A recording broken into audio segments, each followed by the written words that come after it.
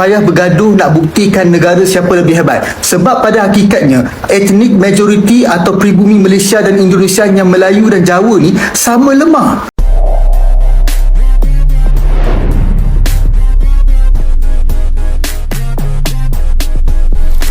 Keputusan untuk menghentikan ekspor gas ke Singapura dan Malaysia serta mendorong konsumsi domestik bisa menimbulkan berbagai masalah dan tantangan baik di tingkat nasional maupun internasional. Dia tak benar lagi ekspor. Kerana Indonesia kini ingin menjadikan semua barangan yang ada dalam sumber bumi dia sebagai barangan hilirisasi. Berarti bagi negara-negara yang selama ini telah menggunakan produk tersebut untuk meraih untung, mereka beli hasil bumi daripada Indonesia dengan murah, mereka proses jadi end produk, mereka jual. Secara rutinnya tu negara yang mengeluarkan produk hanya mendapat 20% daripada nilai barang. Negara yang memiliki teknologi memproses produk memiliki 80% keuntungan daripada produk ujung barang. Tapi Indonesia kata sebagai bangsa yang dah lama mereka, tahun 45, mereka tak mahu lagi menjadi negara yang seperti negara terjajah. Jika saudara ambil, saudara akan nampak bahawa kawalan negara-negara yang memiliki sumber komoditi akan menjadi lebih kuat.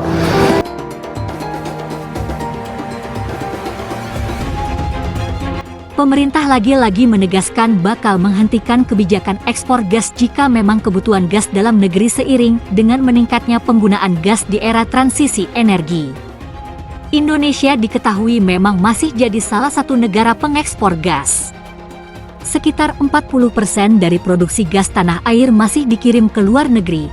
Adapun ekspor gas yang selama ini terjadi hampir semuanya berasal dari kontrak-kontrak terdahulu yang berasal dari 2 kilang LNG terbesar di tanah air, yaitu dari kilang Badak LNG di Bontang, Kalimantan Timur serta dari Tangguh di Papua. Ada juga ekspor ke Singapura dari Blok Corridor. Bahlil Lahadalia, Menteri Energi dan Sumber Daya Mineral (SDM), menyatakan dalam proyeksi pemerintah kebutuhan gas dalam rentan waktu loka tahun ke depan yakni 2025 hingga tahun 2030 diperkirakan mencapai 1.471 BBTUT dan akan naik setiap regional. Tahun 2034 kebutuhan gas mencapai 2.659 BBTUT, kata Bahlil di sela peresmian proyek ketenagalistrikan di PLTA Jati Gede, Senin 20 Januari. Permintaan gas diprediksi akan terus meningkat seiring dengan industrialisasi dan hilirisasi yang digenjot pemerintah. Ini menyangkut gas agar tidak defisit. Dalam rencana ke depan seluruh konsesi gas akan diprioritaskan untuk kebutuhan dalam negeri untuk energi dan bahan baku hilirisasi, ungkap Bahlil. Dengan kebutuhan yang besar pemerintah, kata Bahlil, berencana tidak akan lagi melakukan ekspor gas jika sepanjang adanya kebutuhan gas mendesak di dalam negeri. Sebaliknya, apabila kebutuhan gas dalam negeri sudah terpenuhi, maka pemerintah tidak akan segan untuk kembali ekspor gas. Mungkin negara lain akan merasa gimana-gimana karena orientasi kita harus memenuhi kebutuhan dalam negeri. Kalau kita belum cukup, mohon maaf kami belum izinkan untuk ekspor, tapi kalau kebutuhan dalam negeri sudah cukup kita akan melakukan ekspor, ujar Bahlil. Keputusan Indonesia untuk menghentikan ekspor gas alam mulai mengguncang pasar energi global, khususnya negara-negara tetangga seperti Singapura, Malaysia, dan beberapa negara besar di Asia Timur, dilansir Time News Co. ID pada hari Kamis, 30 Januari 2025 melalui YouTube channel Alicia Safia Husna yang dipublikasikan tanggal 27 Januari 2025. Langkah ini diambil sebagai bagian dari upaya pemerintah Indonesia untuk memperkuat ketahanan energi domestik di tengah meningkatnya permintaan akibat industrialisasi yang pesat dan transisi energi yang sedang dijalankan. Kebijakan ini bukan hanya sekedar pengalihan fokus, tetapi berpotensi mengguncang pasar energi di kawasan. Penghentian ekspor gas. Mengapa ini terjadi? Indonesia, sebagai negara penghasil gas alam terbesar di dunia, memiliki peran vital dalam pasar energi global.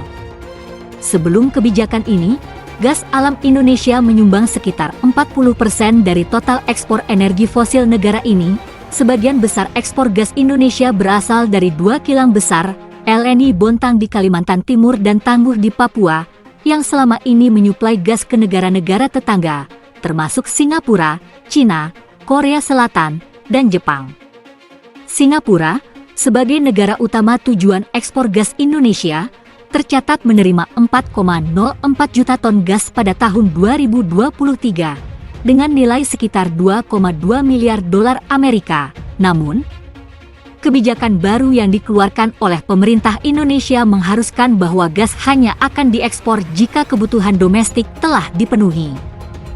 Dalam praktiknya, ini berarti bahwa Indonesia akan memprioritaskan konsumsi gas untuk kebutuhan dalam negeri, terutama sektor energi dan hilirisasi industri.